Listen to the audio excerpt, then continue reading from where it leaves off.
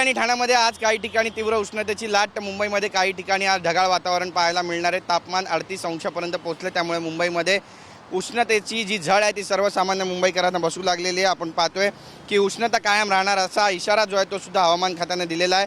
उत्तर कोकणात उकाडाचा वाढता तडाखा, नागरिक हैराण झालेत. तर मुंबई, ठाणे, रायगड परिसरामध्ये उष्णते सदृश्य परिस्थिती निर्माण झालेली आहे. मुंबईमध्ये तापमान 35 ते 38 अंश सेल्सिअसच्या पुढे गेलं आहे.